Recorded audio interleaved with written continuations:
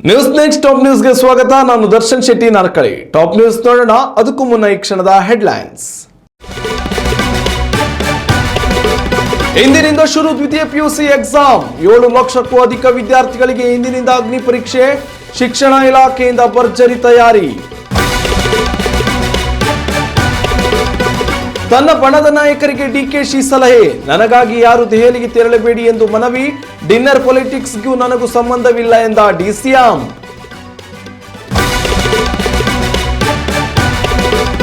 ಗೃಹಲಕ್ಷ್ಮಿ ನಕಲಿ ಫಲಾನುಭವಿಗಳ ವಿರುದ್ಧ ಶುರು ಸಮರ. ಸತ್ತವರ ಖಾತೆಗೆ ಜಮಾವಾದ ಹಣ ವಾಪಸಾತಿಗೆ ನಿರ್ಧಾರ. 79 ಕೋಟಿ ರೂಪಾಯಿ ಸಂಗ್ರಹಣೆಗೆ ಮುಂದಾದ ಗ್ಯಾರಂಟಿ ಸರ್ಕಾರ. ವಾಟ್ಸ್ಆಪ್ ಬಳಕೆದಾರರಿಗೆ ಮಾರ್ಚ್ 1ರಿಂದ ಹೊಸ ನಿಯಮ. ಸಿಮ್ ಕಾರ್ಡ್ ಇಲ್ಲ ಅಂದ್ರೆ ಆಪ್ ವರ್ಕೆ ಆಗಲ್ಲ. ಪ್ರತಿ 6 ಗಂಟೆಗೊಮ್ಮೆ ಆಗಲಿದೆ ಲಾಗ್ಔಟ್. ಬಿಸಿಸಿಐನಿಂದ ಟೀಂ ಇಂಡಿಯಾಗೆ ಮೇಜರ್ ಸರ್ಜರಿ. 3 ಹಿರಿಯ ಆಟಗಾರರಿಗೆ ಗೇಟ್ ಪಾಸ್. T20 ಬಳಿಕ ತಂಡದಲ್ಲಾಗಲಿದೆ ಭಾರೀ ಬದಲಾವಣೆ.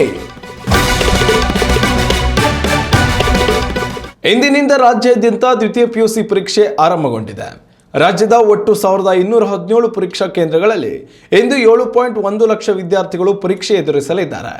ಪರೀಕ್ಷೆಯ ಮೊದಲ ದಿನವಾದ ಇಂದು ಕನ್ನಡ ಹಾಗೂ ಅರೇಬಿಕ್ ಪರೀಕ್ಷೆಗಳು ನಡೆಯಲಿದೆ. ಬೆಳಿಗ್ಗೆ 10 ಗಂಟೆಯಿಂದ ಪರೀಕ್ಷೆ ಆರಂಭಗೊಳ್ಳಲಿದ್ದು 1 ಗಂಟೆಯವರೆಗೂ ಪರೀಕ್ಷೆ ಬರೆಯಲು ವಿದ್ಯಾರ್ಥಿಗಳಿಗೆ ಅವಕಾಶ ನೀಡಲಾಗಿದೆ. ಮಾರ್ಚ್ 17ರವರೆಗೂ ದ್ವಿತೀಯ ಪಿಯುಸಿ ಪರೀಕ್ಷೆ ನಡೆಯಲಿದೆ. ದಕ್ಷಿಣ ಕನ್ನಡ ಜಿಲ್ಲೆಯಲ್ಲಿ ಒಟ್ಟು 59 ಪರೀಕ್ಷಾ ಕೇಂದ್ರಗಳನ್ನು ತೆರೆಯಲಾಗಿದ್ದು ಇಲ್ಲಿ 37,337 ವಿದ್ಯಾರ್ಥಿಗಳು ಪರೀಕ್ಷೆ ಬರೆಯಲಿದ್ದಾರೆ. ಮಂಗಳೂರು ತಾಲೂಕಿನಲ್ಲಿ 21, ಬಂಟ್ವಾಳದಲ್ಲಿ 6, ಬೆಳ್ತಂಗಡಿಯಲ್ಲಿ 8, ಪುತ್ತೂರಿನಲ್ಲಿ 5, ಸುಳ್ಯದಲ್ಲಿ 2, ಕಡಬದಲ್ಲಿ 5, ಮೂಡುಬಿದ್ರೆಯಲ್ಲಿ 6, ಉಳ್ಳಾಲದಲ್ಲಿ 4 ಹಾಗೂ ಮುಲ್ಕಿಯಲ್ಲಿ 2 ಪರೀಕ್ಷಾ ಕೇಂದ್ರಗಳನ್ನು ತೆರೆಯಲಾಗಿದೆ. ವಿದ್ಯಾರ್ಥಿಗಳು ಯಾವುದೇ ಭಯ ಅಥವಾ ಆತಂಕಕ್ಕೆ ಒಳಗಾಗದೆ ಧೈರ್ಯದಿಂದ ಪರೀಕ್ಷೆ ಎದುರಿಸುವಂತೆ ಕರ್ನಾಟಕ ಶಾಲಾ ಪರೀಕ್ಷೆ ಮತ್ತು ಮೌಲ್ಯ ನಿರ್ಣಯ ಮಂಡಳಿ ಸಲಹೆ ನೀಡಿದೆ. ನಿಗದಿತ ಸಮಯಕ್ಕಿಂತ ಮುಂಚೆಯೇ ಪರೀಕ್ಷಾ ಕೇಂದ್ರಗಳನ್ನು ತಲುಪಿ ಹಾಲ್ ಟಿಕೆಟ್ಗಳು ಹಾಗೂ ಪರೀಕ್ಷೆ ಎದುರಿಸಲು ಬೇಕಾಗುವ ಅಗತ್ಯ ಸಾಮಗ್ರಿಗಳನ್ನು ಮರೆಯದೆ ನಿಮ್ಮೊಂದಿಗೆ ಇಟ್ಟುಕೊಳ್ಳಿ. ಪರೀಕ್ಷೆ ಬರೆಯಲು ಸಾಕಷ್ಟು ಸಮಯ ಇರುವುದರಿಂದ ನಿಧಾನವಾಗಿ ಯೋಚಿಸಿ ಪ್ರಶ್ನೆಗಳಿಗೆ ಉತ್ತರ ಬರೆಯುವಂತೆ ಶಿಕ್ಷಣ ತಜ್ಞರು ಸಲಹೆ ನೀಡಿದ್ದಾರೆ.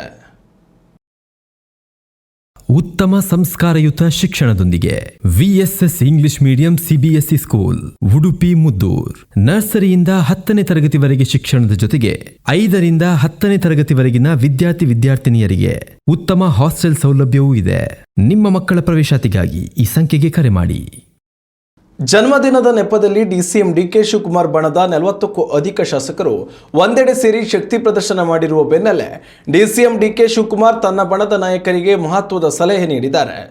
ಡಿನ್ನರ್ ಪಾಲಿಟಿಕ್ಸ್ ಬಳಿಕ ಈ ಎಲ್ಲ ನಾಯಕರು ದೆಹಲಿಗೆ ತೆರಳುತ್ತಿದ್ದಾರೆ ಎಂಬ ಮಾಹಿತಿ ಲಭ್ಯವಾದ ಬೆನ್ನಲ್ಲೇ ಈ ಕೆಲಸ ಮಾಡದಂತೆ ಸ್ವತಃ ಡಿಸಿಎಂ ಡಿಕೆ ಶಿವಕುಮಾರ್ ಮನವಿ ಮಾಡಿದ್ದಾರೆ. ಬೆಂಗಳೂರಿನಲ್ಲಿ ಈ ವಿಚಾರವಾಗಿ ಮಾತನಾಡಿದ ಡಿಕೆ ಶಿವಕುಮಾರ್, ನನ್ನ ಪರವಾಗಿ ಯಾರು ದೆಹಲಿಗೆ ತೆರಳುವುದು ಬೇಡ. ನಿಮಗೆ ಮಂತ್ರಿ ಸ್ಥಾನ ಬೇಕಿದ್ದರೆ ಅಥವಾ ಅಧಿಕಾರ ಹುದ್ದೆ ಬೇಕು ಎಂಬ ಆಸೆ ಇದ್ದರೆ ಮಾತ್ರ ದೆಹಲಿಗೆ ಭೇಟಿ ನೀಡಿ. ನನ್ನ ವಿಚಾರಕ್ಕಾಗಿ ಯಾರು ದೆಹಲಿಗೆ ಹೋಗುವ ಅಗತ್ಯವಿಲ್ಲ ಎಂದು ಕರೆ ನೀಡಿದ್ದಾರೆ. ಇದೇ ವೇಳೆ ಡಿಕೆ ಶಿವಕುಮಾರ್ ಬಣದ ನಾಯಕರ ಶಕ್ತಿ ಪ್ರದರ್ಶನ ವಿಚಾರವಾಗಿಯೂ ಸ್ಪಷ್ಟನೆ ನೀಡಿದ ಅವರು, ಯಾವುದೇ ಶಕ್ತಿ ಪ್ರದರ್ಶನ ನಡೆದಿಲ್ಲ. ಅವರಿಗೆ ವಿಶ್ರಾಂತಿ ಬೇಕು ಎಂದು ಹೋಟೆಲ್ಗಳಲ್ಲಿ, ರೆಸಾರ್ಟ್ಗಳಲ್ಲಿ ಭೇಟಿಯಾಗುತ್ತಿರುತ್ತಾರೆ. ಕೆಲವರು ದೆಹಲಿಗೆ ತೆರಳಿದರೆ ಇನ್ನು ಕೆಲವರು ಡಿನ್ನರ್ ಪಾರ್ಟಿ ಮಾಡಿದ್ದಾರೆ. ಅದು ಅವರ ವೈಯಕ್ತಿಕ ವಿಚಾರ. ಇದರಲ್ಲಿ ರಾಜಕೀಯ ಬೆರೆಸುವುದು ಬೇಡ ಎಂದು ಹೇಳಿದರು.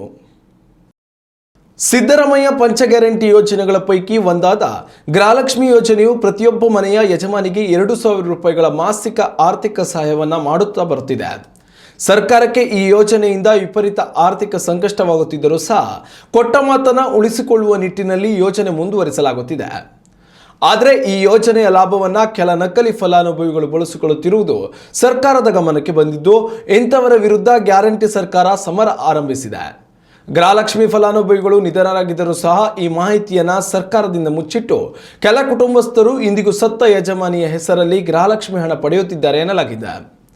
69,000 ಸತ್ತವರ ಖಾತೆಗೆ ಬರೋಬ್ಬರಿ 79 ಕೋಟಿ ರೂಪಾಯಿ ಜಮಾ ಆಗಿದೆ. ಈ ವಿಚಾರ ಸರ್ಕಾರದ ಗಮನಕ್ಕೆ ಬಂದಿದ್ದು ಇಂಥವರ ಖಾತೆಗಳಿಗೆ ಜಮಾವಾದ ಹಣ ಮರಳಿ ಪಡೆಯಲು ಮುಂದಾಗಿದೆ. ಈ ಸಂಬಂಧ ಈಗಾಗಲೇ ಬ್ಯಾಂಕ್ ಅಧಿಕಾರಿಗಳನ್ನು ಸಂಪರ್ಕಿಸುತ್ತಿರುವ ರಾಜ್ಯ ಸರ್ಕಾರ ಹಣ ವಾಪಸಾತಿಗೆ ಕೈಗೊಳ್ಳಬೇಕಾದ ಕ್ರಮಗಳ ಬಗ್ಗೆ ಚರ್ಚೆ ನಡೆಸಿದೆ ಎನ್ನಲಾಗಿದೆ. ಅಲ್ಲದೆ ಸತ್ತವರ ಹೆಸರಲ್ಲಿ ಗೃಹಲಕ್ಷ್ಮಿ ಹಣ ದುರುಪಯೋಗಪಡಿಸಿಕೊಳ್ಳುತ್ತಿರುವವರ ವಿರುದ್ಧ ಕ್ರಮಕ್ಕೂ ರಾಜ್ಯ ಸರ್ಕಾರ ಮುಂದಾಗಿದೆ ಎನ್ನಲಾಗಿದೆ.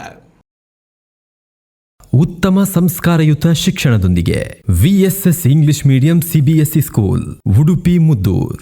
ನರ್ಸರಿಯಿಂದ 10ನೇ ತರಗತಿವರೆಗೆ ಶಿಕ್ಷಣದ ಜೊತೆಗೆ 5ರಿಂದ 10ನೇ ತರಗತಿವರೆಗಿನ ವಿದ್ಯಾರ್ಥಿನಿಯರಿಗೆ ಉತ್ತಮ ಹಾಸ್ಟೆಲ್ ಸೌಲಭ್ಯವೂ ಇದೆ.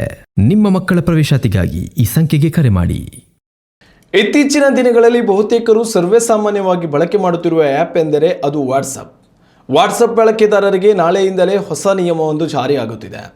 ಭಾರತದ ಡಿಜಿಟಲ್ ಸುರಕ್ಷತೆಯ ದೃಷ್ಟಿಯಿಂದ ಈ ಮಹತ್ವದ ನಿರ್ಧಾರ ಕೈಗೊಳ್ಳಲಾಗಿದ್ದು, OTP ಕದ್ದು ಯಾವುದೋ ಮೂಲೆಯಲ್ಲಿ ಕುಳಿತು ಮತ್ತೊಬ್ಬರ ಮೊಬೈಲ್ ನಂಬರ್ನಿಂದ ವಾಟ್ಸಪ್ ಬಳಕೆ ಮಾಡಿ ವಂಚಿಸುತ್ತಿದ್ದ ಸೈಬರ್ ಕಳ್ಳರಿಗೆ ಇದರಿಂದ ಕಡಿವಾಣ ಬೀಳಲಿದೆ.